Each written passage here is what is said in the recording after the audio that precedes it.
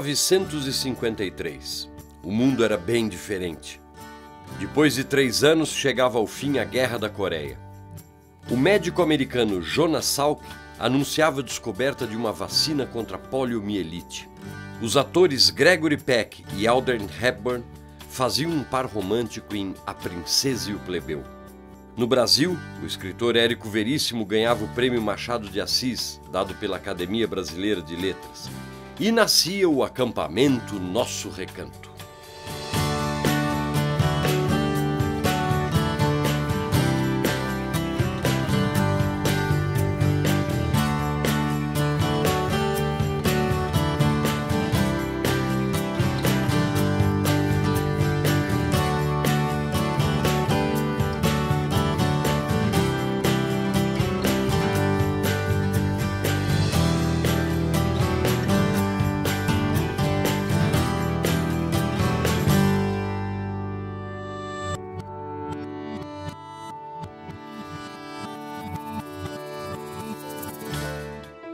Era uma vez um professor dedicado e competente, cujo principal prazer era ensinar.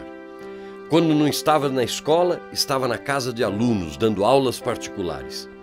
Certo dia, a avó de um desses alunos fez a ele uma proposta que iria mudar a sua vida e a de outras milhares de pessoas. Na minha ideia, eu tenho o Safo como um ícone naquela época, botando todo a criança, aquele adolescente que precisava entrar numa escola chamada Roosevelt, vamos dizer assim, como se fosse um Bandeirantes hoje, como se fosse uma mega escola. Naquele tempo existia um chamado curso de admissão ao ginásio.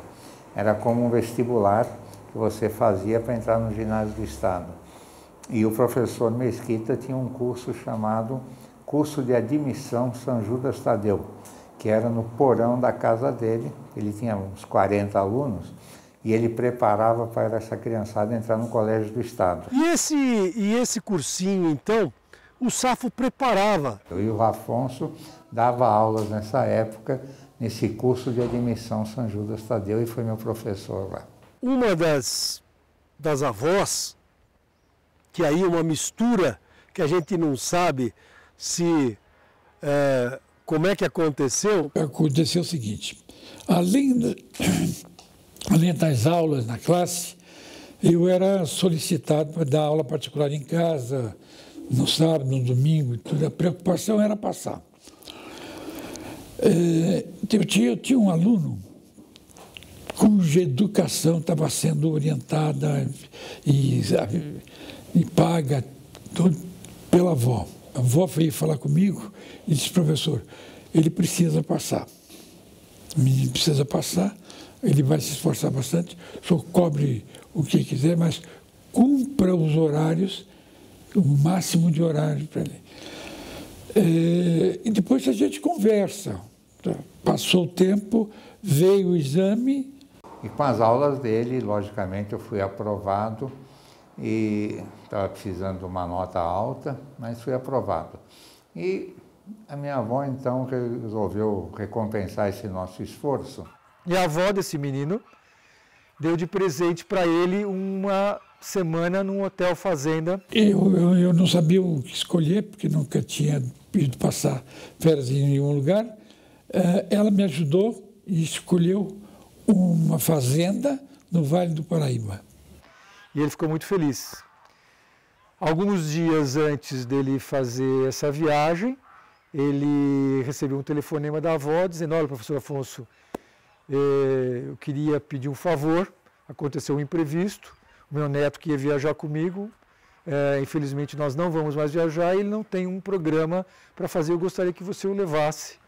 Agora não era matéria, matemática, português, não era nada, era atividade para ocupar o moço aqui, o candidato, que tinha 11 anos. Só que ele tinha 20 e poucos anos, o menino tinha por volta de 10 anos de idade, e obviamente não era um companhia para o outro, e ele se preocupou em tentar arranjar companhias para ele e envolvê-lo em atividades nesse local. E aí ele começa a chamar todas as crianças que estavam ali e que gostavam do esporte, do outro, para fazer atividade. E ele começa, então, a fazer atividade junto. Só que para dar atividade, eu não estava assim tão por dentro, né? Mas eu já fazia basquete no Espéria, já fazia corrida no Palmeiras, já tinha umas atividades de esporte, porque no colégio interno, onde eu estudei, fazia muito esporte. Então ele organizava torneios, né, brincadeiras na piscina, gincanas, né, para que envolvesse esse aluno dele com as outras crianças do hotel. Além do menino, que eu tinha responsabilidade, eu movimentei o resto da criançada que estava hospedado lá. Um deles tinha tido uma experiência com o acampamento de férias. Eu fui questionado por uma mãe que estava com um filho naquele hotel, né? E ela disse que queria falar comigo e disse o seguinte: isso que você está fazendo é uma atividade que se faz na Europa, nos Estados Unidos, e contou para ele, relatou que era um acampamento, perguntou se ele conhecia, ele falou que não, que nunca tinha ouvido falar. Ele ouvindo aquilo, ela então propõe a ele uma sociedade ou alguma coisa do gênero e tal. E eu gostaria de fazer uma coisa igual no Brasil. E vi e observei que eu só tenho muito jeito. Então, que tal a gente se unir e montar um esquema de atividade nas férias para as crianças? Eu fiquei meio entusiasmado, meio curioso e tal. Eu não me recordo se ele de pronto disse que não era bem a ideia dele e tudo mais, e ele volta para casa. Ao comentar com a minha mãe... Terminou as férias, falei que eu já sei e contei a história direitinho. E aí ela conta um pedaço que foi onde nasceu o nosso recanto, né? E aí eu acho que houve a grande participação da minha mãe nessa história, em que ela então leva à frente e pergunta ao pai dela, que tinha, junto com o meu tio, o sítio de Ferraz de Vasconcelos. Acho que um mês depois de casado, ele conversou com meu pai da possibilidade de se fazer um acampamento de férias para crianças. Isso foi em 1953. Assim nasceu o NR. A primeira temporada aconteceu em 1953, num sítio da família da tia Jaci, no município de Ferraz de Vasconcelos, a 27 quilômetros de São Paulo. A propriedade, que levava o nome de Nosso Recanto e possuía 54 mil metros quadrados de área verde, recebeu os primeiros acampantes em julho daquele ano. O papai ficou muito entusiasmado com a ideia, e o pai do Zezinho também, que eles eram sócios no sítio. E eles resolveram fazer, dar uma força para nós. Nem meu tio, nem meu pai tinham nada a ver com educação, eles trabalhavam em indústria, mas eles ajudaram o professor Afonso nessa primeira fase muito intensamente. Então a gente passou essa primeira, podemos dizer que é a primeira etapa, que foi em Ferraz de Vasconcelos, o lugar onde tinha na frente do acampamento, passava o trem que existe ainda hoje, vai para Mogi das Cruzes.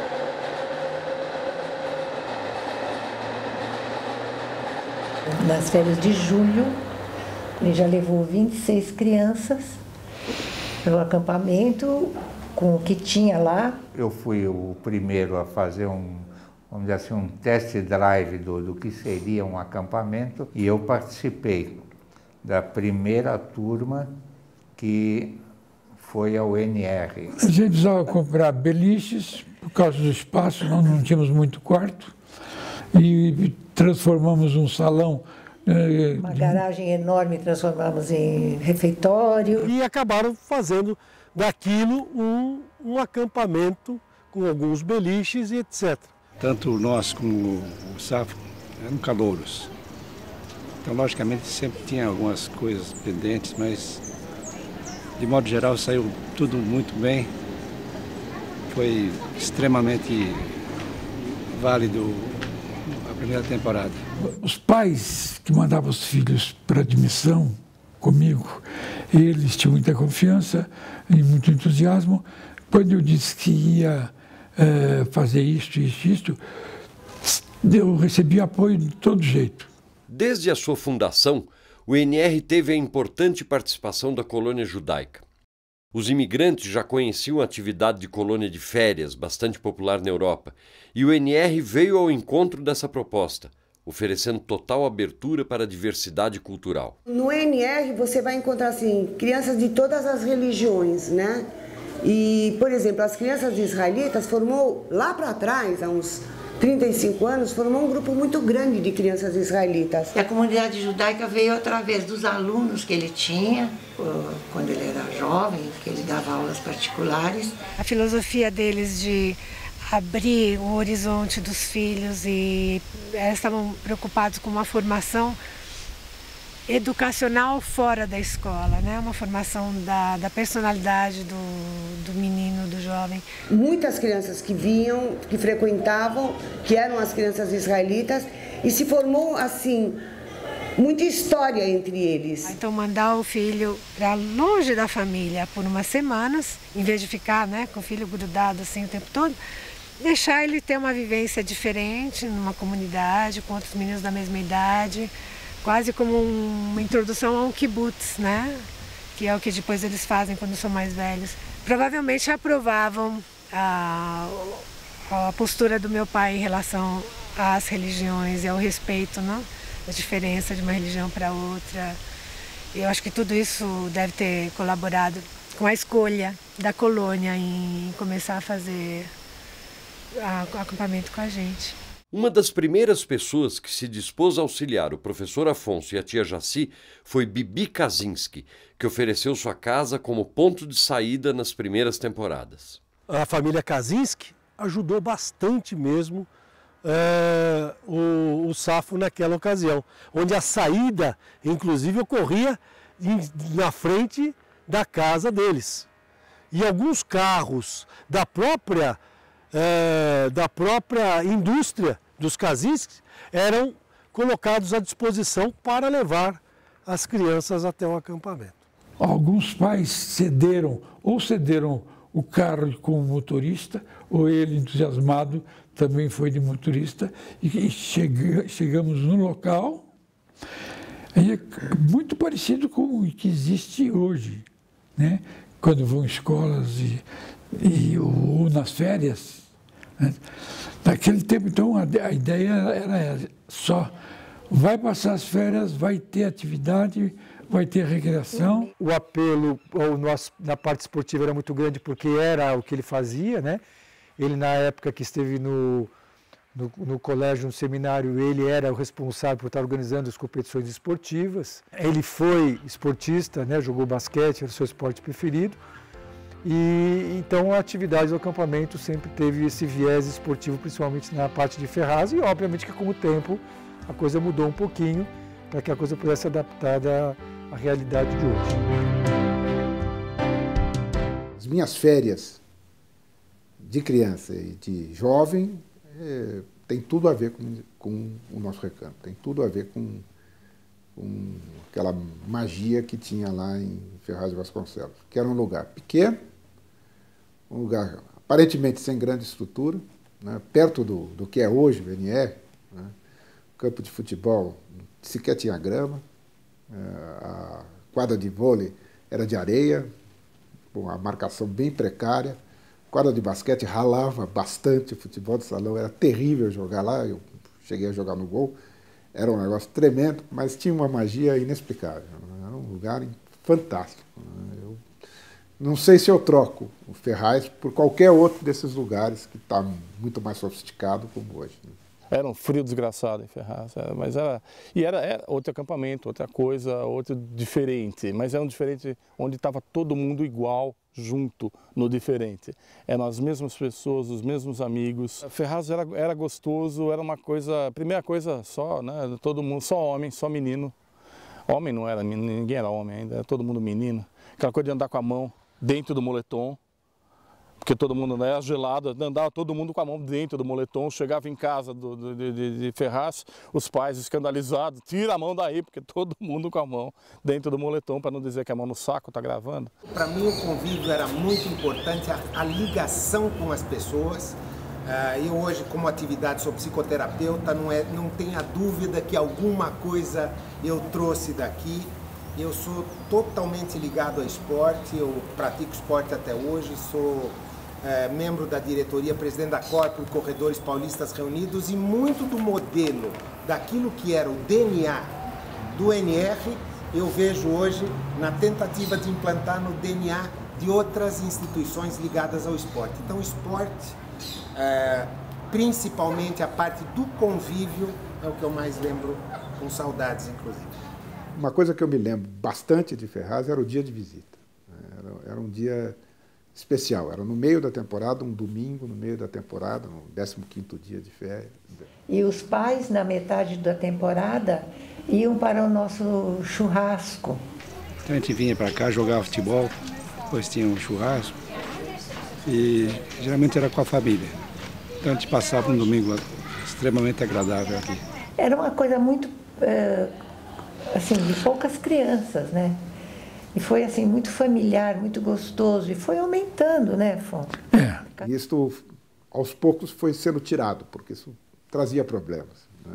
Muitos meninos ficavam com saudade do pai, etc. Além do que, tinha uma questão muito engraçada, né? Porque algumas famílias levavam assim, um monte de comida para o filho e tal, porque o filho, evidentemente, nas cartas reclamava, então chegava um monte de chocolate e tal. O NR já surgiu com uma proposta pedagógica voltada para o respeito e autonomia dos jovens acampantes. Pequenas tarefas diárias, como fazer a cama, recolher a louça, limpar o quarto e cuidar dos seus pertences, fizeram e ainda fazem parte da dinâmica do acampamento, transformando a experiência das férias em uma extensão da rotina familiar e da educação formal. Como nós, naquela época, ficávamos 4 semanas, quando o indivíduo chegava, ele tentava se impor usando os mecanismos e as ferramentas que ele conhecia e que ele tinha na família, ou no colégio, ou na casa, no bairro, no prédio, assim por diante. E o que era interessante é que depois ele percebia que essas coisas que às vezes faziam sucesso, né, ou podiam fazer sucesso em algum outro lugar, lá não funcionavam. Porque não importava o quanto o indivíduo tinha financeiramente, não importava onde o cara estudava, não importava a religião que ele tinha, né? Naquele momento da temporada, eram todos iguais, eram todos respeitados pelas suas diferenças ao mesmo tempo, em que o desenvolvimento acontecia de uma forma muito ampla e muito interessante. Então existiam regras que a gente tinha que seguir e o código de honra do acampamento. O código de honra do acampamento, e que o Safo dizia, e ele falava logo no primeiro dia, que assim, era não atentar contra a parte física, nem contra a parte moral e nem contra a parte material. Óbvio que isso não é do NR, isso vale para todos os lugares, mas isso a gente pegava como uma coisa muito séria e era a base para tudo aquilo que a gente fazia no acampamento. O primeiro folheto do NR, de temporada de férias, vinha escrito assim: nas férias a educação para? Interrogação. Ou seja, o que ele queria era oferecer uma possibilidade de que meninos, no começo só meninos, pudessem, nas férias, continuar um processo educativo. No final, depois de um tempo, todos, né, fazendo exatamente as mesmas coisas, dividindo os mesmos espaços, dormindo na mesma cama. E naquela época, a participação, naquela época eu digo, na época de Ferraz e um pouco de Agudos também, a participação dos acampantes no dia a dia do acampamento era muito intensa, né? Muito mais do que é hoje, na organização do acampamento, na manutenção do acampamento. Então, o indivíduo podia ser o filho de uma pessoa que tivesse muitas posses, né? Uma coisa, quando chegava lá, ele era exatamente igual ao indivíduo mais simples que estava lá e que tivesse sido convidado, que tivesse uma origem completamente diferente da dele. Então essa é a primeira lição, que independente do nível social da pessoa, ela está aqui, ensina muito.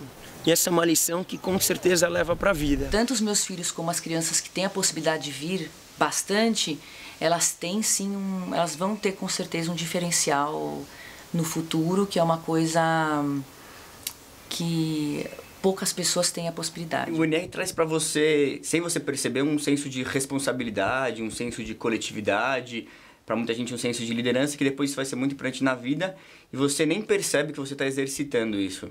Então o acampamento apareceu como uma proposta saudável de educação informal, de valores. Muito da minha vida eu aprendi aqui, de liderança, sabe? Eu era um cara, vamos dizer assim, um cara mais um, e de repente ele me abriu um espaço. Eu consegui captar, mesmo como monitor, que é difícil, né? Hoje em dia, olho para trás, é fácil você falar, pô, o importante de lá, além das amizades, tudo, você tem uma chance de você liderar uma equipezinha de 10 criancinhas, não sei o quê. Depois eu liderei um quarto desses, eu olhei esse quarto, uma coisa que até marcou agora, me impressionou, né, de novo. Eu tinha na época, no máximo 19 anos. Me passaram um quarto com 9 equipes, 9 monitores, eu tinha 90 crianças no quarto, que era responsável por isso, quer dizer, praticamente um mini NR, eram 3 alas, né? Então na segunda ala era do Mauro E, que cuidava, né? Com 19 anos, quer dizer, para mim foi uma chance que eu tive. O fato deles poderem exercitar a liderança, de poderem exercitar a vida em comunidade, exercitar o respeito ao próximo, cidadania, o direito de poder colocar as vontades e as necessidades deles abertamente para uma comunidade, poderem fazer teatro, fazer dança, artes e conviverem com pessoas do mundo inteiro. Eu acho que isso faz toda a diferença. O NR ensina muitas coisas para o acampante, para o monitor e para todo mundo. Ele ensina convivência em equipe, ensina o respeito ao próximo. Muito das coisas que eu aprendi eu devo para os meus pais, mas tem algumas coisas que a gente não consegue aprender e ensinar em casa, precisa ensinar na vida, né? E eu acho que ter um ambiente estimulante, onde as pessoas aprendem a viver em comunidade, senso de responsabilidade, de autonomia, de respeito interpessoal, de organização, de liderança. Tudo isso eram premissas básicas do acampamento, em 1953. E até hoje, essas são as premissas básicas do acampamento. Na verdade, eu trouxe desde pequena, eu acho que eu carreguei isso para a minha vida profissional. Talvez o acampamento não tenha sido a peça fundamental para a carreira dessa pessoa, mas que ajudou a desenvolver o interesse por isso, ajudou. E eu citei esse exemplo porque outros são muito mais fáceis e evidentes, né? O pessoal que é artista, é músico e começou fazendo teatro no NR, tocando no NR. Então, desenvolver esse lado do interesse e da formação pessoal é uma coisa que até hoje o acampamento promove. Analisando agora, depois de muitos anos, a gente vê o quanto influenciou nas nossas vidas, na minha, com certeza, na minha formação, na minha educação, aquelas temporadas aqui, né? Aqui representa bastante. Aqui ele nos ensina a ser, com certeza, humilde. Então todos são iguais. Então tem toda aquela questão de arrumar a tua própria cama, de fazer a limpeza, de você ir buscar a tua roupa na lavanderia, dá um senso que às vezes em São Paulo muitas pessoas não têm. Até hoje ainda percebo que muitas das minhas atitudes e muitas das coisas que eu construí na minha vida teve a raiz aqui, né? Esse cenário que a gente vê e se emociona, né? Falava-se bastante em espírito de acampamento, lembra? Você tem que ter o espírito do acampamento para estar aqui. E esse espírito, com certeza, está aqui em algum lugar. Fez parte da minha formação e vai fazer, com certeza, parte da formação dos nossos filhos.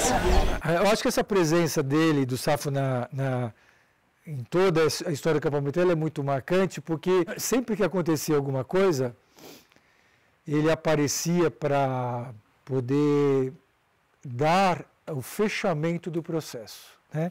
Então, se aconteceu alguma coisa errada, não era uma grande bronca que era dada, né? Mas era o tentar ver o aspecto sempre construtivo daquele momento que a gente tinha vivido e o porquê que a coisa tinha se encaminhado daquele jeito. Então, através de fazer com que todos pensassem e analisassem aquele momento, é que a gente podia sentir que a gente estava crescendo com a ajuda dele e ele ia pontuando, seja para os acampantes, seja para os monitores, para que a gente se tornasse realmente pessoas cada vez mais humanas e mais envolvidas nesse trabalho comunitário que a gente fazia no NR. Desde o começo eu fui acompanhando o acampamento, ao mesmo tempo que eu levava uma vida pessoal paralela, né? Me formei na faculdade e me associei ao professor Afonso mesmo numa escola chamada Colégio Friburgo. 59, eu ia começar Friburgo. Então, a zona tinha muita gente alemã, né? E eles, então, achavam que era a família alemã que tinha aberto o colégio. E as senhoras alemãs vinham para mim, os outros faziam assim para mim, desculpe, eu não falo alemão.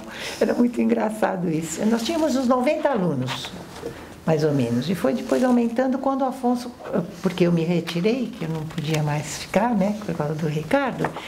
E ele então aumentou, ele fez ginásio, aí já não era mais só jardim, nem primeiro e segundo ano, já era... Começou a fazer ginásio. Aí eu já estava... Até em licença para o colegial. E lá no Colégio Friburgo a gente trabalhou até 1980, 79. A gente vendeu o colégio em 1980. Acho que todos tiveram uma participação em maior ou menor intensidade com o passar do tempo. Tenho certeza que o Safo jamais imaginou que a coisa pudesse chegar onde ela chegou. Mas as coisas, elas acontecem e tudo teve uma razão. Parte das coisas foram planejadas e parte das coisas aconteceram por questão de oportunidade.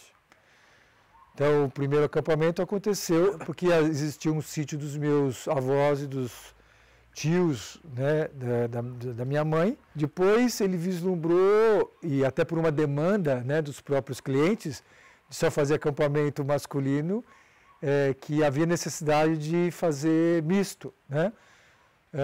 E isto fez com que ele visse que naquele local onde a gente fazia não era o ideal. A procura tinha aumentado, ele procurou um outro local e foi quando nós fomos para Agudos.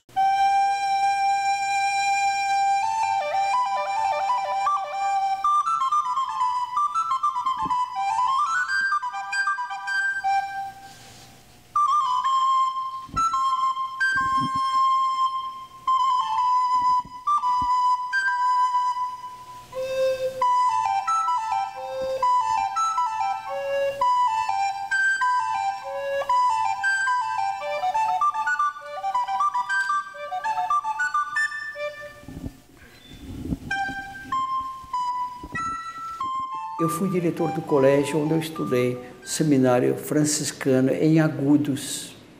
Agudos fica a uns 326 quilômetros de São Paulo, da capital, perto de Bauru, cerca de 20 quilômetros, seguindo pela Castelo Branco.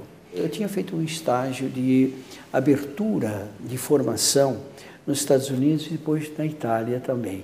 E naquele estágio, eu voltei com ideias de fazer com que o colégio, que era seminário, era um colégio vocacional, então tinha certa estrutura um pouco fechada, digamos assim, para os tempos que iam se modificando.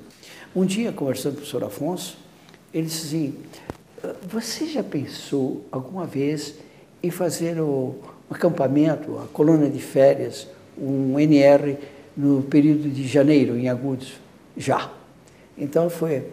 Ele pensava, eu pensei, então o negócio deu tudo certo. E começamos a fazer o acampamento, a colônia de férias, também no mês de janeiro, em Agudos.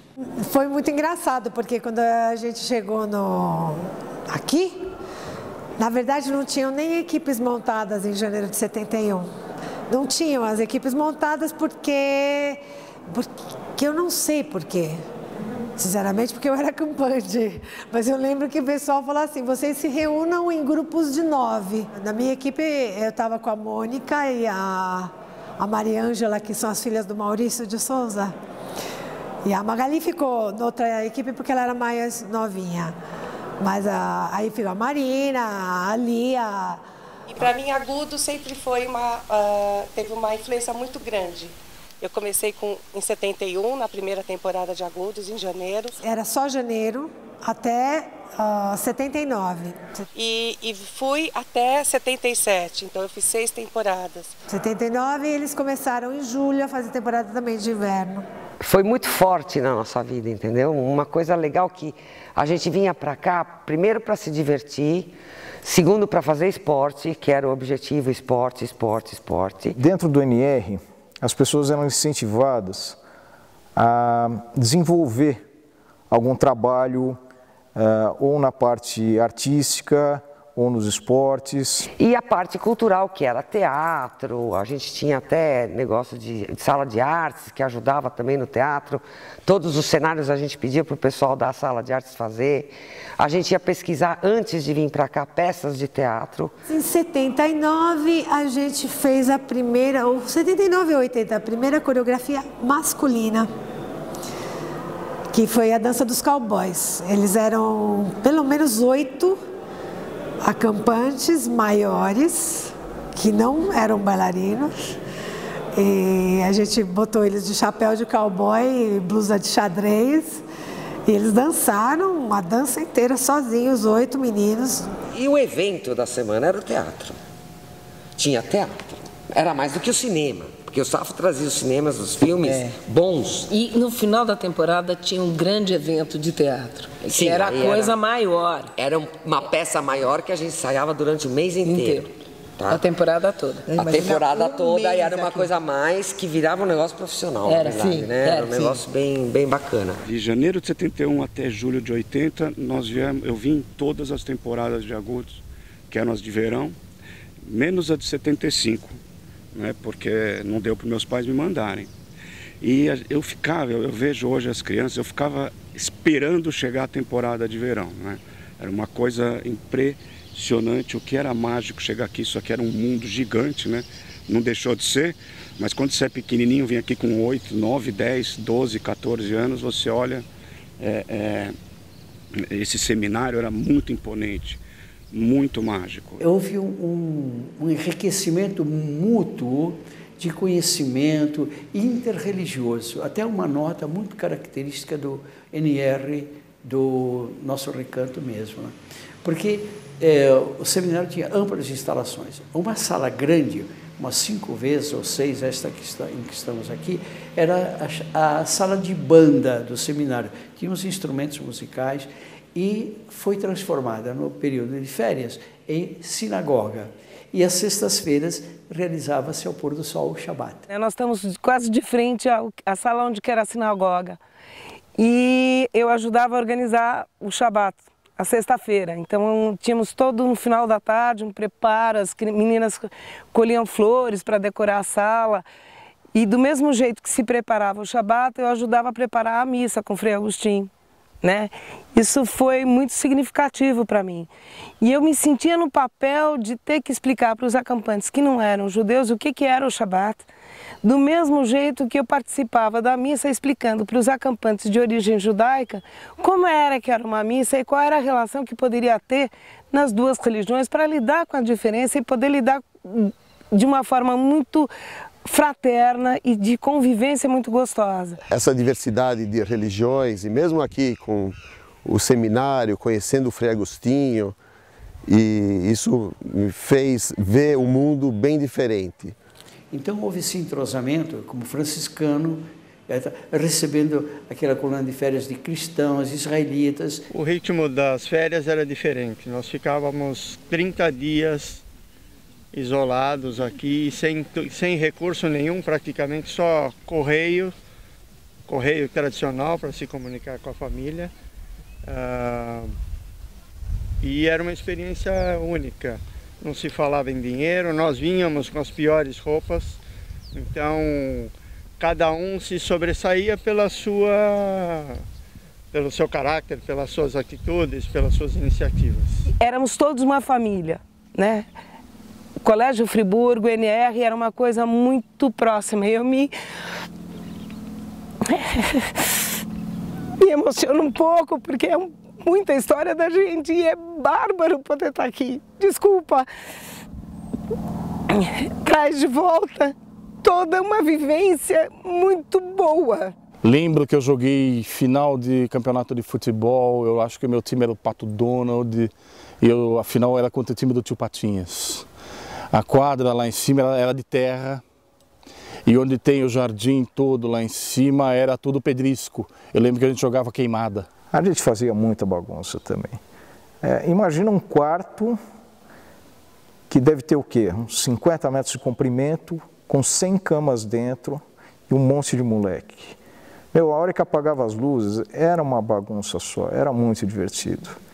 Então, e a gente ficava aqui 4 semanas, era um mês inteiro fora da nossa casa. E eu vinha na temporada de janeiro e na temporada de julho. São 2 meses por ano que a gente ficava dentro desse lugar. A hora que a gente ia embora, era uma choradeira só. Foi uma experiência realmente super importante na minha vida. Tudo é mágico, sabe? O ladrilho, a mureta santa, a quadra toda cheia de grama de handball, a quadra toda empedrada de basquete que a gente se esfolava inteiro quando caía.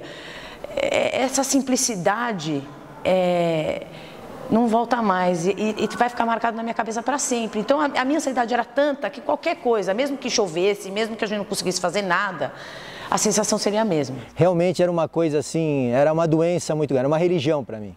Era uma coisa muito forte. É forte até hoje. Eu estou aqui hoje na comemoração dos 60 anos e tudo que eu estou sentindo aqui é uma coisa absurdamente mágica, uma coisa muito forte. Cada espaço disso aqui representa muito para mim, dá nó na garganta em cada lugar que eu vou. Para mim, tem espaços aqui muito especiais para mim, especialmente nesse lugar aqui que foi muito mágico na minha vida.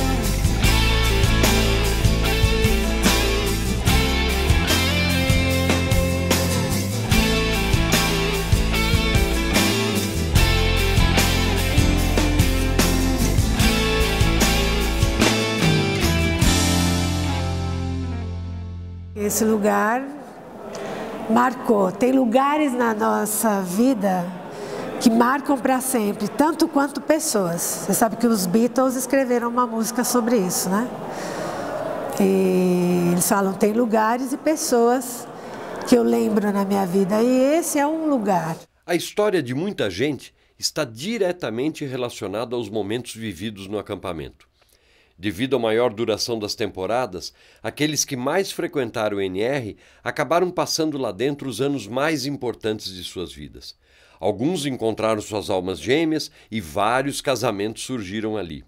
E muitos construíram laços e vínculos de amizade para uma vida inteira. Comecei a frequentar o NR aos 9, em 1972, e daí até 1983 eu fiz umas 20 temporadas entre Ferraz de Vasconcelos, Sapucaí-Mirim e Agudos. E comecei minha primeira temporada em janeiro de 79.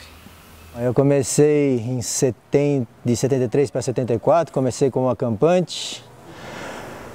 Tenho 46 temporadas. Minha primeira temporada foi aqui em Agudos, em 1977. A minha última temporada foi em 1985. Eu fiz 13 temporadas e eu me orgulho de ter representado o acampamento no Lions, nos Estados Unidos, em 84. Eu fiz 18 temporadas aqui. você pensar que a temporada era de um mês, eu passei 1 ano e meio da minha vida nesse seminário. Eu fiz NR de 1980 até 84, acho que eu fiz um total de 8 temporadas. Falando de Agudos, eu comecei em 71 e foram 11 anos, até julho de 80. E frequentei o NR de 77 até 86, quando eu fui para o Lions. O NR, para mim, quando eu percebi, eu já estava participando dele como acampante. Então eu não lembro da minha primeira temporada, não teve uma temporada como o Calouro. E muito mais do que fazer parte das minhas férias, ele fez parte da minha vida. Comecei em 73, na comemoração dos 20 anos, até 85. Comecei a vir para o NR em 91, com 5 anos, ainda com o tio Zezinho, no NR1. Viemos aqui, 18 temporadas, acho. Até hoje eu sonho assim com coisa de temporada, sonho com NR, e eu falo assim, nossa, tenho mais de 45 anos, né? Já parei de ir pro NR fazem uns 25 e continua essa presença tão forte assim comigo. Eu comecei indo com acho que 11 anos, se eu não me engano, acho que 11 ou 12 anos. Eu já fui direto pro 2, eu não conhecia, não cheguei a conhecer como acampante o NR1. Eu comecei a vir para o NR quando eu tinha 6 anos, em 91, e eu parei de vir para o NR em 2004, então posso dizer que eu passei grande parte da minha vida aqui. Eu venho no NR desde 97, fui acho que até 2005, praticamente todas as férias, julho e janeiro. Abri mão de todas as outras viagens que a minha família propunha, porque eu queria vir para o NR, não tinha nenhuma outra opção. Você passa 7, 8 anos da sua vida, todos os anos, passando janeiro e julho, janeiro, julho, janeiro, julho. Vira uma parte indissociável de você mesmo, né? E é bem difícil desligar. Em 60 anos de história, milhares de pessoas já passaram pelas temporadas de férias do NR. Atualmente, são mais de 30 mil acampantes, participantes de vários programas, que frequentam suas 2 unidades a cada ano. Todo esse sucesso se deve à visão e à estratégia da família Vívolo de ampliar sua área de atuação e abrir o NR para outras atividades além das temporadas de férias, como o acampamento escolar e as viagens de formatura. Houve na história do acampamento um momento que era o professor Afonso Safo como diretor de empresa. Depois, em 1958, a criação do Friburgo, o Colégio Friburgo. Depois, ele e ela tocando junto o colégio, e o colégio cresceu bastante. O colégio começou e se identificou a possibilidade de se fazer acampamentos durante o ano para estudos do meio e estudos de formação. No começo, a gente era só família e só essa atividade de férias. Como é que a coisa mudou? Aí foi a grande ideia, porque nós tínhamos o acampamento que acontecia nas férias, mas se descobriu uma outra utilidade para ele durante o ano letivo. Aos poucos, nós fomos ampliando o leque aí de atuação dentro do acampamento. Ele passou a ser lugar de férias, depois, durante o ano, ele passou a servir para a escola, dentro de uma programação. A partir daí, não só o Friburgo fazia acampamentos no NR durante o ano, mas outras escolas, e isso foi oferecido para outras escolas, né? Isso acontecia tanto em Ferraz quanto em Sapucaí. O nosso contato com o NR, ele se mistura um pouco com a vida, né? Porque isso foi logo no início, antes até do NR existir como hoje, na estrutura que existe hoje. Olha, nós somos uma vez para o NR1 e mais 25 anos seguidos para o NR2. Em geral, a nossa turma tem um pouco mais de 200 alunos, cerca de 5 mil alunos ou mais já frequentaram o NR em viagens com Santa Cruz. Depois disso, eles foram se estruturando e nós começamos a ir para o NR1 e nós íamos com as turmas desde 2 anos de idade, nós íamos até o ensino médio. Isso se intensificou muito nos anos 80. E, na verdade, surgiram também as temporadas do ADJ, né? Dr. Marco Antônio Vívolo, né? Junto à equipe médica e o trabalho desenvolvido na Escola Paulista de Medicina, teve o trabalho junto à ADJ. E grande aprendizado com o Marco, com a Sandra, com o Afonsinho, com toda a família NR, que foi a minha primeira casa do verdadeiro aprender daquilo que hoje procuro ser enquanto educador, enquanto referência daquilo que eu aprendi com eles. Meus filhos praticamente cresceram no NR também, nessa época. Nós íamos muitas vezes no ano, era um número de alunos muito grande. Sim, eu tenho 2 filhos, um de 37 anos e um de 35 anos. Quando o meu mais velho tinha mais ou menos 8 anos, eu resolvi que ele vai para o NR, porque o mês de julho para mim era importante estar aqui dentro da escola e eu achava importante ele ir para um acampamento. Dali para frente, todos os anos eu mandava os meus filhos pro NR. Depois foram minhas sobrinhas. E uma das minhas sobrinhas, até a Vivian, acabou sendo uma monitora do NR e ela amava. Amava não, ela ama o NR. Nós somos muito bem recebidos, os monitores são muito bons, recebem a gente com muito carinho. E tem um espaço amplo para atividades esportivas, atividades de recreação. Sempre tivemos contato com o NR, mas eu não tinha mais filho para ficar mandando, né? A partir dali que surgiu a ideia, por que não o Red Balloon fazer acampamento de finais de semana lá no NR? E deu certo, a gente fez, tem uns 11 anos que a gente faz. Cada ano vem crescendo mais, porque cada ano a gente tem mais uma franquia, então vai crescendo o número de alunos e volta aquela história. Um fala para o outro, que é muito legal, que é muito bacana. Há um intercâmbio muito grande entre o que a gente pede e o que eles fazem. Sempre fomos atendidos muito bem. O que me satisfaz e o que me motiva cada vez mais é o retorno que essas escolas têm depois de proporcionar isso para os seus alunos. E as famílias também que ficam super encantadas com o resultado da vivência. E acompanhando, né, essa evolução, eu percebo que nada daquilo que é a essência do acampamento, que é a filosofia, se perdeu. O NR, ele é um produto de uma pessoa absolutamente carismática e visionário. Você imagina um senhor educador, há 60 anos atrás, ter a clareza de reunir crianças para se divertir durante o período de férias, mas idealizou, atrás da diversão, a educação. Aos poucos ele foi tendo a visão de que a coisa... de que precisaria aproveitar a oportunidade, né? Eu acho que o papel da minha mãe também foi muito importante, porque se ela não estivesse disposta a assumir também um outro lado, que era o acampamento dos menores, o acampamento não teria crescido na velocidade que ele cresceu. Agudos, a gente tinha muito tempo livre, porque a gente alugava Agudos, janeiro e julho, e você foi ver um sítio para nossos fins de semana, no Ingá. E eu falei assim, mas por que então eu não faço um acampamento no Ingá? E aí nós arrumamos os 3, 4 chalés todos para acampamento e eu fazia sozinha também, lembra? Em 1969, eles fizeram a primeira temporada em São Roque, em julho. Continuava Agudos e nascia o acampamento Ingá para uma idade menor. Eles resolveram comprar um outro local e fazer as meninas maiores e os pequenininhos todos juntos em São Roque. Então iam meninos de 6 a 10 anos para São Roque e meninas de 6 até 15 anos, né? Foi muito gostoso a primeira temporada. Lá fazia muito frio, era muito lindo, eram os chalés, 3, máximo 4 chalés. Depois tinha o refeitório, que era uma casa bonitinha, tinha lareira, era muito, muito bem feito. A minha mãe dirigia, ela dirigia muito bem, né? Ela organizou muito bem as coisas.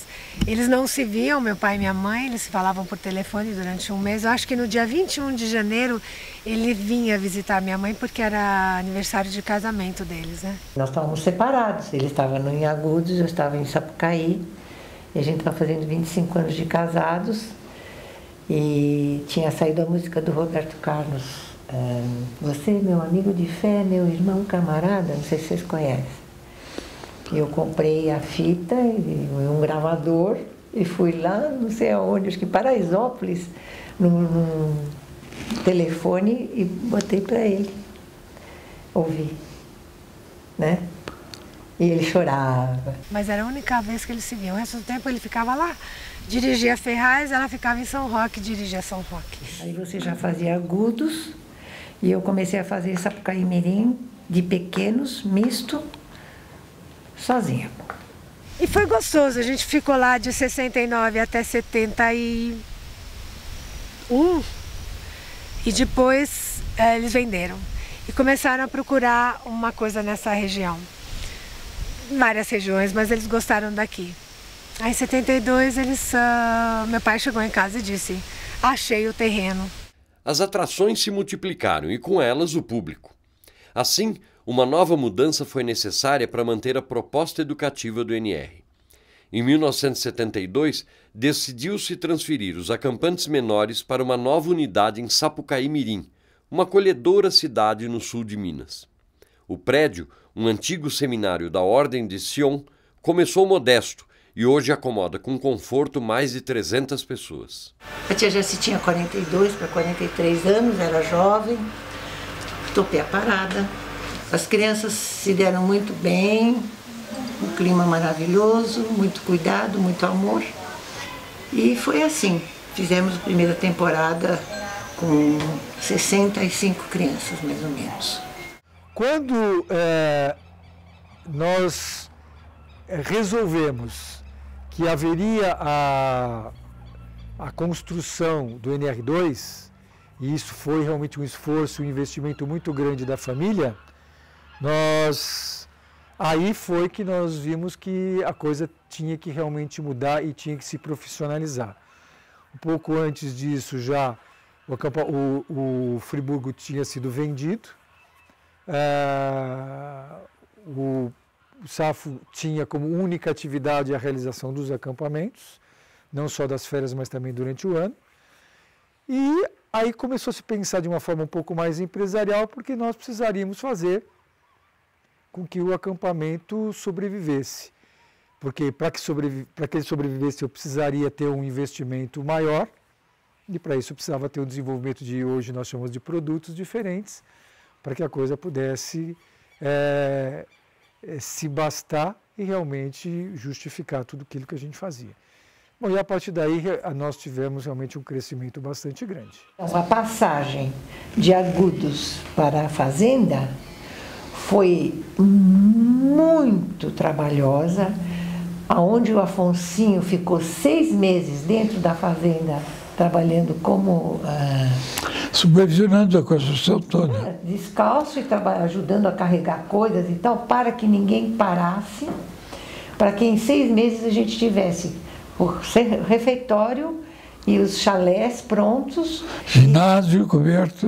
Então esse momento todo, o acampamento foi fazendo algumas coisas. O SAFO fez as estradas, já marcou o lugar, a terraplanagem, onde seria refeitório, os campos de futebol. Quando foi comprado o NR1, que é lá de Sapucaí, existia uma equipe de pessoas que sabia fazer muita coisa.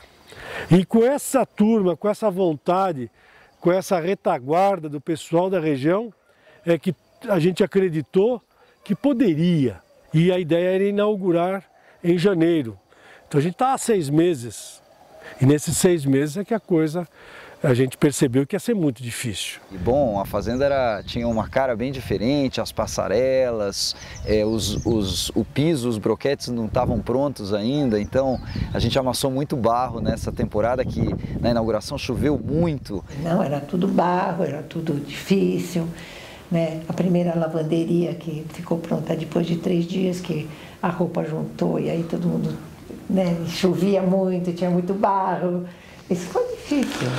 E aí houve essa transição, né, de gerações de Agudos para a fazenda, a linguagem era outra, o ambiente era outro, as músicas foram outras, e aí, bom, essa geração começou a criar, na verdade, a história da fazenda a partir daí. Vamos juntos, vem curtir o dia no NR, aproveitar cada segundo, faça chuva ou faça sol, a saudade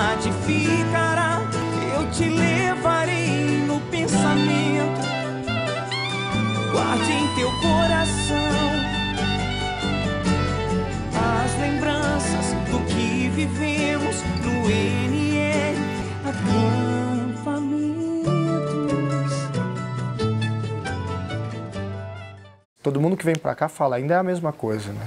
Ainda tem o aviso depois do café da manhã, a arrumação dos quartos, os monitores passam para ver se os quartos estão em ordem, e aí você vai ter uma programação com brincadeira, atividade, gincana, e vai ser sempre assim, eu acho que isso nunca vai mudar. Você não vai chegar no acampamento e vai pegar a molecada numa lan house jogando em rede, isso nunca vai acontecer. Até acho que tem um pessoal que imagina que um dia isso vai acontecer, mas a gente luta para que isso não aconteça. Acho que essas são as principais diferenças, né? A forma como a gente consegue incentivar e cativar a molecada hoje em dia e as ferramentas que a gente tinha, mas o NR continua sendo o NR. Na nossa época a gente fazia uma temporada de 28 dias e a gente chorava porque estava acabando, quer dizer, eu acho que o entrosamento entre os acampantes, o nível de intimidade das pessoas que viviam esses 28 dias juntos, né? Desse grupo que vivia junto, era uma coisa muito intensa. Na minha época de acampante, o acampamento, qualquer coisa era divertido. Então, uma atividade simples de um caça com pistas, era uma coisa que a gente amava, adorava. As crianças de hoje em dia não curtiriam tanto fazer 28 dias de acampamento. Porque elas estão ligadas em outras coisas, quer dizer, faz falta o celular, faz falta o computador, faz falta conhecer lugares diferentes. Faz falta encontrar pessoas que não estão aqui, né? Eu acho que são crianças, é uma geração que está ligada em muitas coisas ao mesmo tempo. Por outro lado, a essência é a mesma. É você vir para um lugar que você vai estar longe de internet, você vai estar longe de computador, você vai estar sem o seu telefone celular, mas você vai estar se divertindo, você vai estar brincando, você vai estar interagindo. A adaptação para o acampamento é um pouco mais difícil, mas eles hoje ganham muito mais em outras coisas, porque eles têm muito menos condições hoje de ter contato com a natureza, de poder se desvencilhar dessas coisas todas. Então, o fato de eles poderem largar tudo isso para trás e vir para o acampamento, o benefício que eles têm é muito maior hoje em dia. Eu acho que hoje vive-se uma coisa de realidade virtual muito pesada, e no acampamento é realidade, não tem nada de virtual, é de verdade. Você vai passar de fase numa atividade mesmo. Não vai ter como fazer uma senha para você passar da primeira fase para a segunda. Você não vai jogar o basquete no controle remoto, você vai jogar basquete de verdade. Isso existia na minha época e continua existindo. Todo mundo que vem para o acampamento acaba tendo esse espírito. Nem todo mundo vem preparado para isso. Muita gente vem e sente, tem uma síndrome de abstinência de 2 dias aí, ficar sem telefone celular, ficar sem tecnologia. Mas no final das contas, brincar, se divertir e viver dias em que você cresce, que você se desenvolve, que você se torna mais independente, acaba sendo a coisa mais importante. A filosofia, né, a base do acampamento, ela é a mesma. A história do acampamento se confunde com a história do casal Safo e tia Jaci. Os dois se casaram em janeiro de 1953, mesmo ano do nascimento do NR.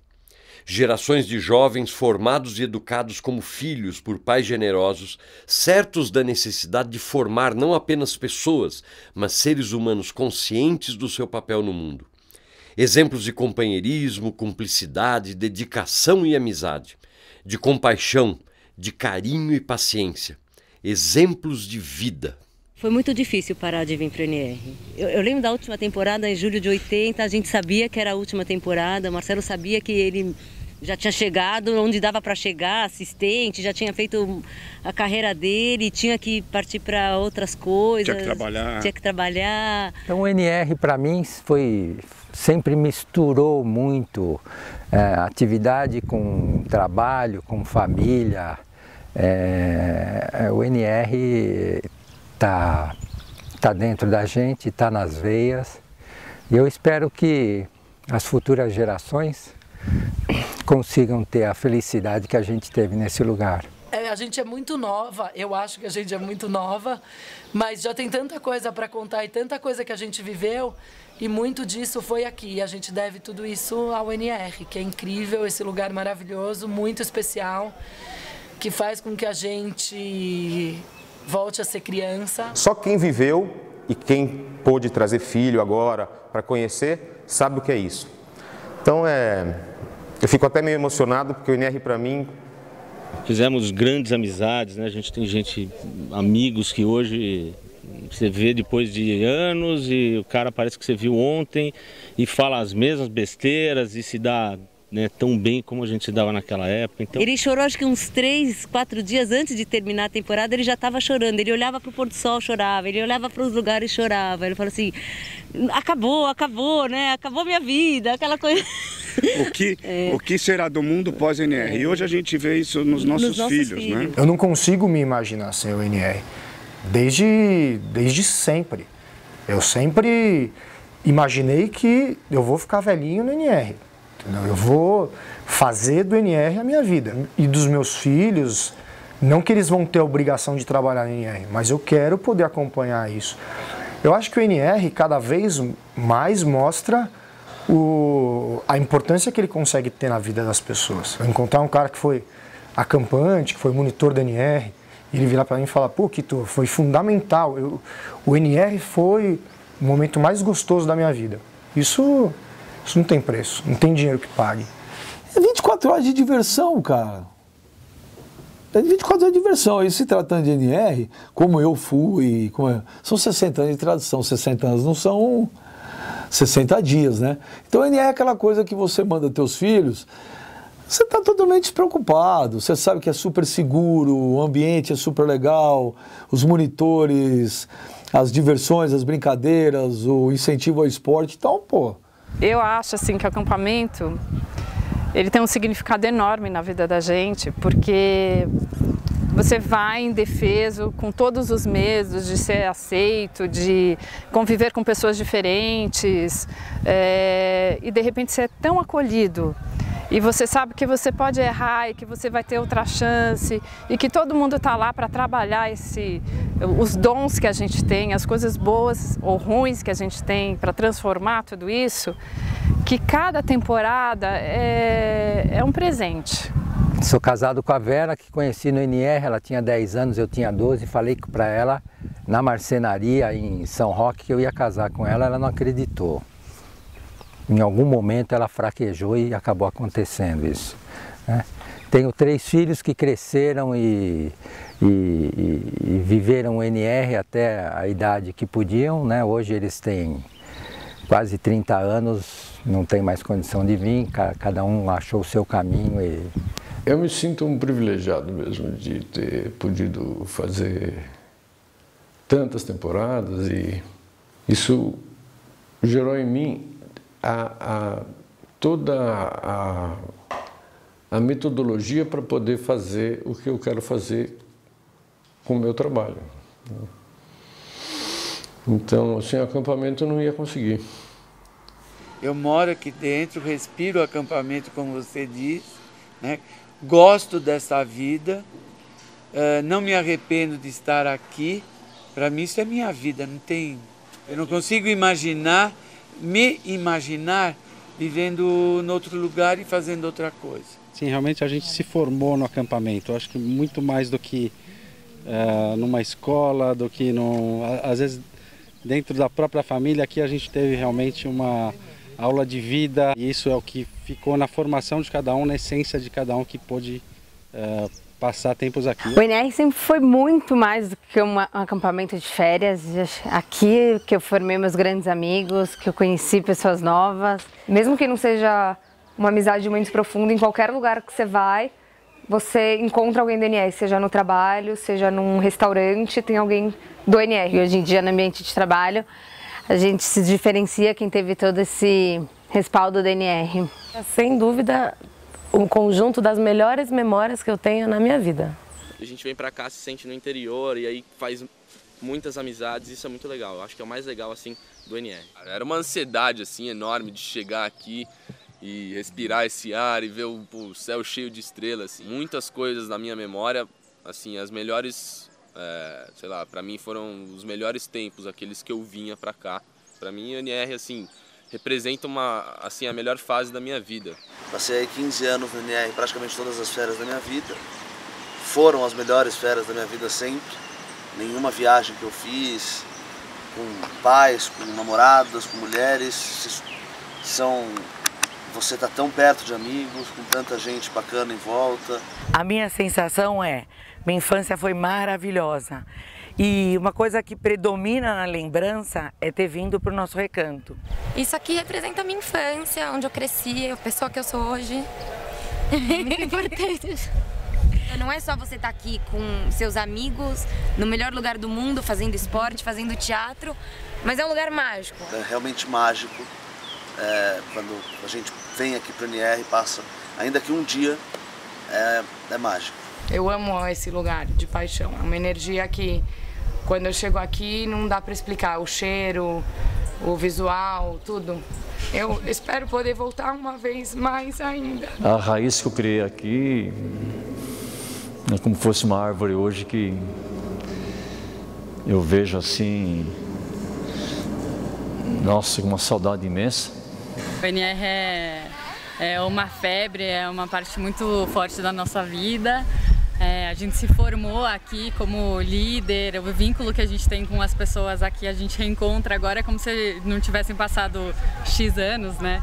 Porque fazem muitos anos. Pra mim foi tudo, aquele local, assim, foi minha infância, foi minha adolescência. Amo, amo, amo mesmo aquele local, até tipo, eu me emociono a falar disso. Essa pergunta me emociona, velho. Cara, tem um sentimento que eu tenho pelo NR, acho que é muito puro, cara, muito verdadeiro. Eu acho que eu aprendi a gostar daqui como minha família, cara. Já trabalhei em outras empresas, tenho bons amigos, mas família eu tenho em casa, eu tenho no NR.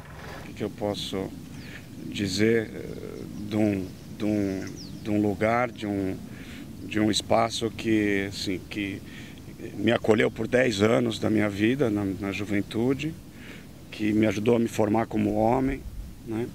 Que fez eu encontrar a mulher da minha vida, né? Minha vida se confunde com o NR. Nasci, o NR já existia, cresci no NR e convivo o NR até hoje. Acho que todo mundo que teve tem a chance de ter passado ou passar por aqui,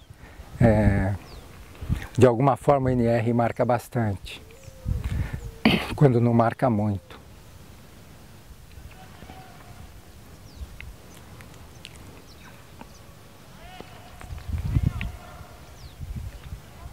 Acho que no fundo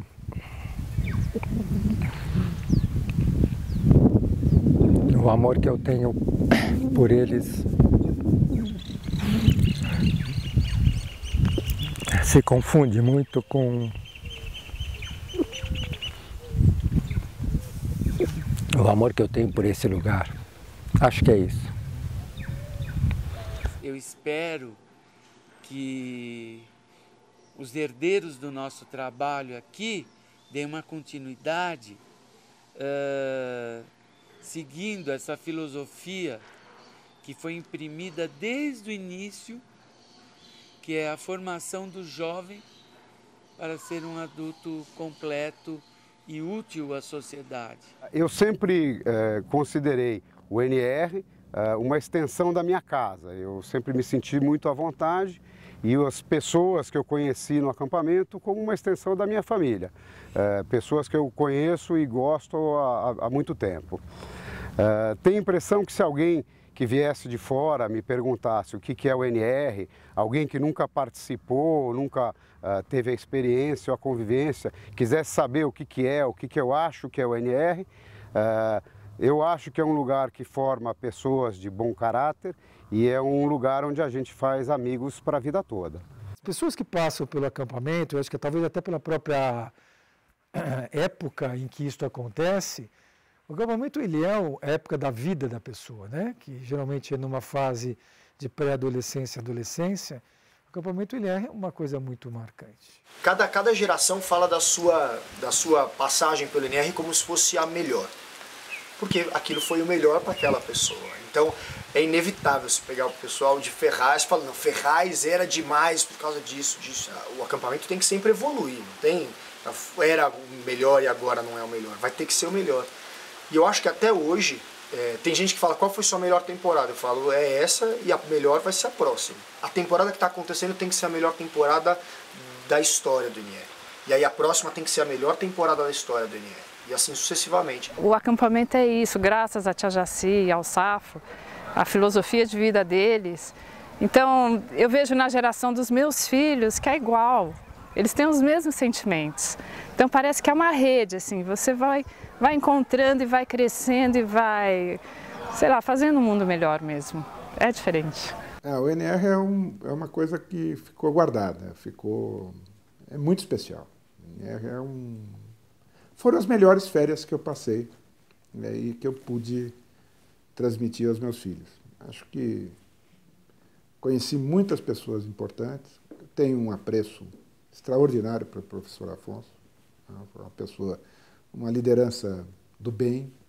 O mais louco, eu falei isso na temporada de Agudos, eu fiz agora, há pouco tempo atrás, não essa última temporada, uma anterior, também 4, 5 dias lá no acampamento, e depois eu fiz uma temporada de veteranos, que é a primeira que teve no começo do ano. Grupos completamente diferentes, crianças ou os grupos de veteranos de 20 anos, agora eu tenho 40, 20 anos mais novos que eu. O espírito é o mesmo, o brilho, o mesmo gosto, o mesmo ideal, as mesmas coisas que existiam 30 anos atrás, quando eu ia para o acampamento, existem hoje, existiram 15 anos atrás. Eu não posso dizer antes, mas pelo que eu imagino e pelos ex-acampantes que eu conheci, era o mesmo. Então, eu acho que a família Vívolo, principalmente o Safo, conseguiu transmitir isso para muita gente. Para os filhos dele, que hoje estão tocando o acampamento, e para muitos acampantes, que estão com os filhos indo para o acampamento. Então, eu acho que o Safo, mesmo não querendo, mesmo não sabendo onde isso ia chegar, acertou.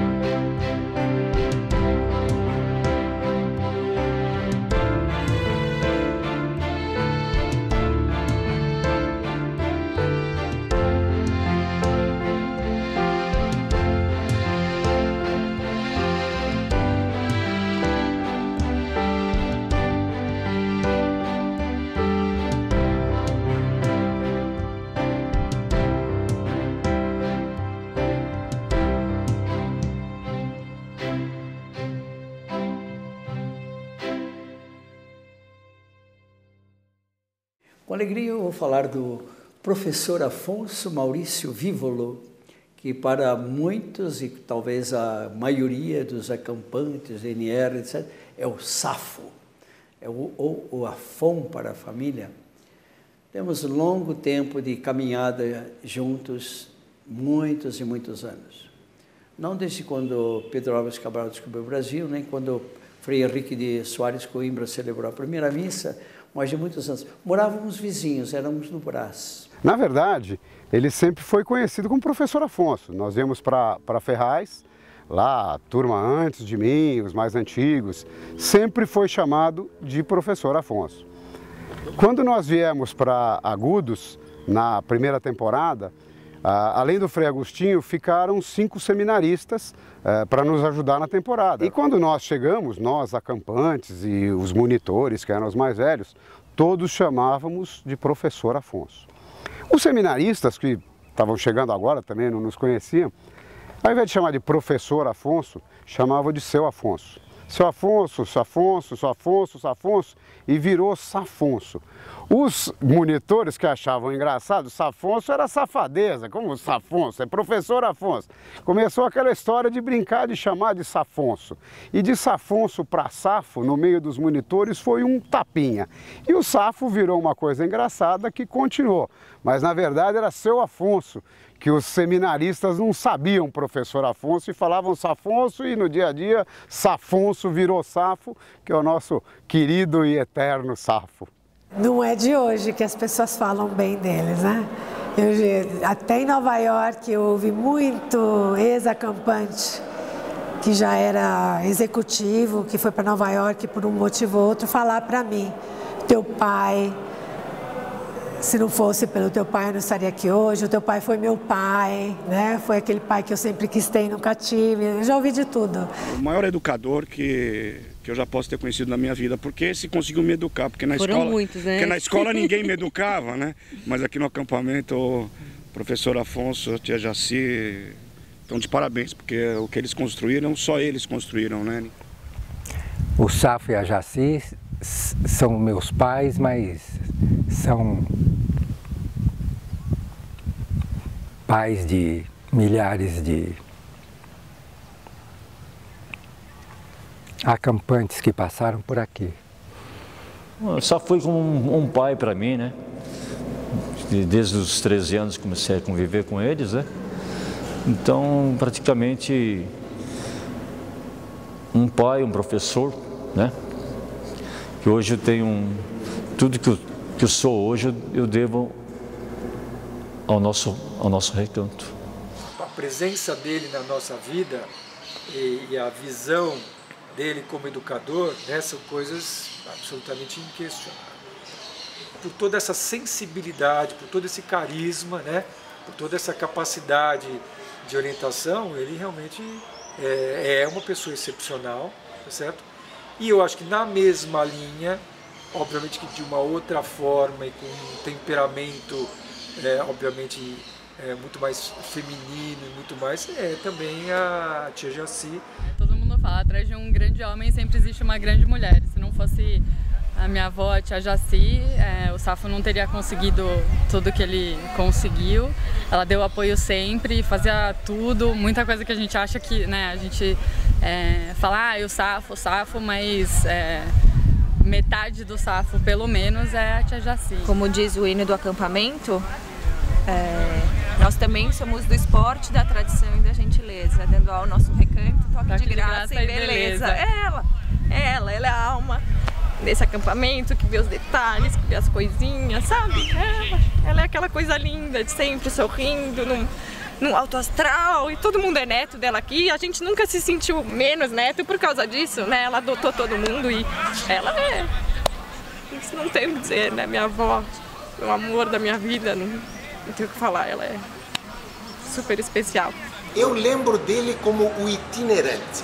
Era o tempo todo indo e vindo de carro. Essa era, vamos dizer, a primeira imagem que a gente tinha. E depois, obviamente, quando a gente se aproximava, era aquela perspectiva de ter uma figura de respeito, uma figura que a gente respeitava, uma pessoa de autoridade que a gente respeitava e, ao mesmo tempo, falando conosco, jogando conosco e se acotovelando conosco nas quadras. Isso era uma coisa fenomenal. O professor Afonso recentemente me deu mais uma lição. Foi muito bacana porque nesses bate-papos que temos na sala dele, que ele gosta muito de saber o que está acontecendo no acampamento, o volume das atividades, escolas que estão entrando, escolas que estão saindo, sempre muito ativo. Certa vez, bem recente, ele me perguntou: e aí, como que estão as coisas com as escolas? E eu lidando com a parte, né, de contato com as escolas, eu falei: não, tá perfeito, tá muito legal. O volume para esse ano é um volume que realmente está superando nossas expectativas. As escolas estão confirmando as suas participações, as adesões estão acontecendo, então, poxa, tá muito legal. Essa minha resposta foi num ponto de vista empresa.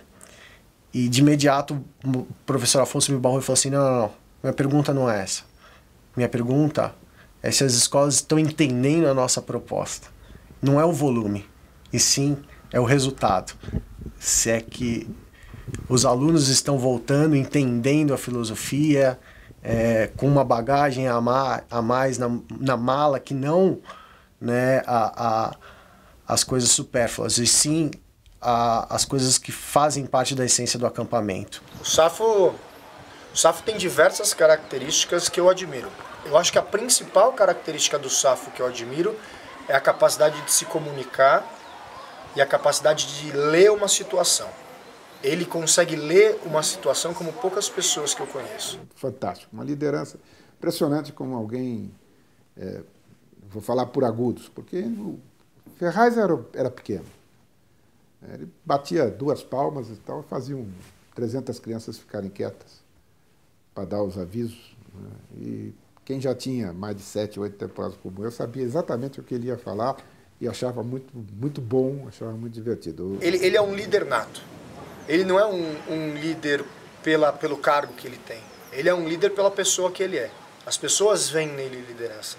A minha vida inteira, eu lembro desde que eu era pequeno, existia algum problema e ele estava na temporada de férias, as pessoas recorriam a ele, não porque elas precisavam, não porque era obrigatório recorrer ao Safo, mas porque elas sabiam que ele ia ter uma solução. Ele tinha todos nós na mão. Ele tinha um controle absoluto sobre todo monitor, sobre todo assistente, sobre todo o acampante. Ferraz, ele conhecia nominalmente todas as pessoas. Né? Ele conhecia todas as crianças, todos os pais, enfim. Ele tinha controle absoluto. E Agudos ficou enorme. Agudos era foi uma mudança muito grande. Mas mesmo assim, para mim, né, ele sempre foi o mesmo.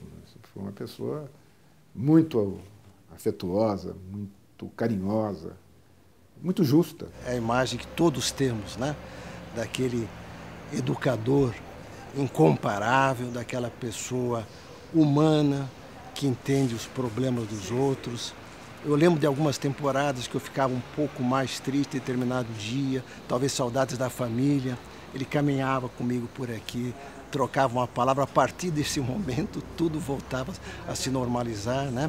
E eu vejo hoje, com a formação de outras gerações, né, a imagem do professor é aquele ser humano incomparável que eu vou levar no meu coração para o resto da vida. Sonhei em ficar velhinho com a minha esposa e ter metade da admiração que as pessoas têm, não pela pessoa do Safo, mas pelas realizações dele. É um cara que realizou muita coisa. Fiquei muito feliz em ser esposa dele, poder ajudar.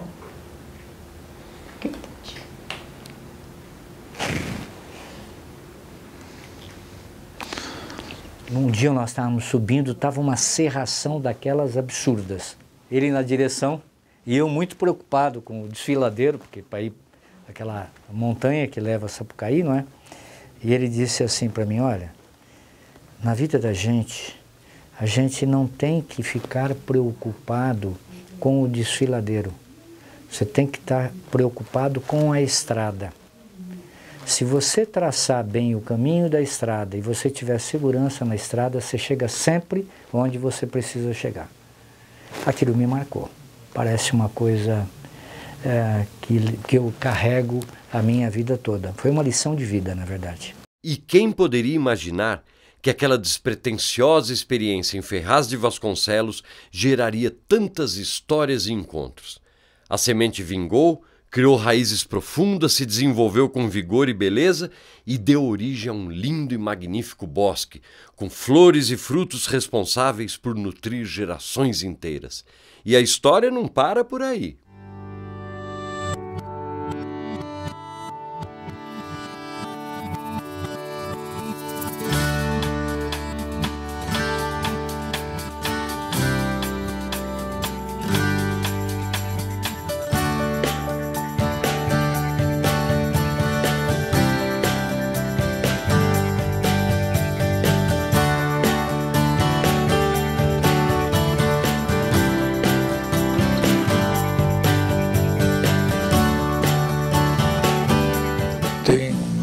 De histórias boas que a gente viu, que tinha o dedinho da gente lá.